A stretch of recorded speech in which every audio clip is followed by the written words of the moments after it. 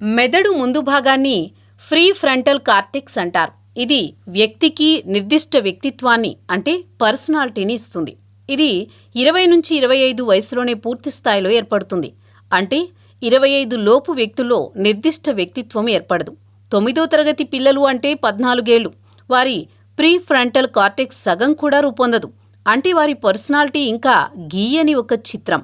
ఆ దశలో పిల్లలకు చెప్పాల్సింది ప్రేమకు పెళ్లికి ఇది వయసు కాదు. మీకంటూ ఒక పర్సనాలిటీ ఏర్పడలేదు. మీరేంటో మీకే అర్థం కానప్పుడు మీకు ఎలాంటి జీవిత సహవర్తి కావాలో ఎలా తెలుస్తుంది? ఈ దశలో చదువుపై దృష్టి పెట్టాలి. బతకడానికి అవసరమైన తెలివితేటలు అంటే విజ్ఞానం, నైపుణ్యాలు సంతరించుకోవాలి.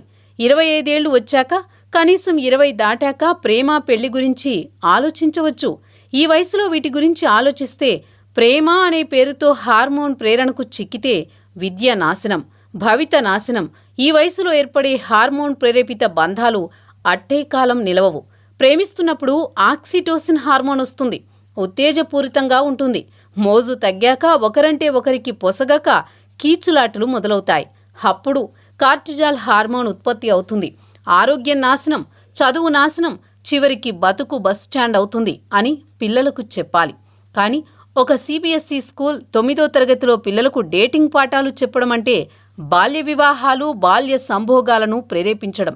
ఇదో అంతర్జాతీయ కుట్ర. ఇది ఇక్కడితో ఆగదు. 2వ దశలో జెండర్ పాఠాలు అని మొదలెడతారు.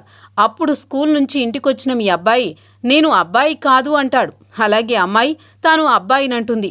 కాదు కూడదు అంటే తల్లిదండ్రులు జైలుకే.